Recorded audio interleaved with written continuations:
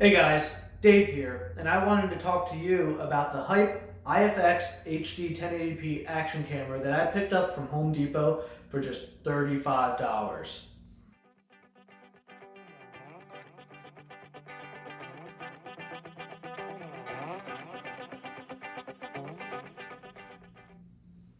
Hey guys, I'm back here to do a review on the Hype IFX HD 1080p action camera that I picked up from Home Depot for $35.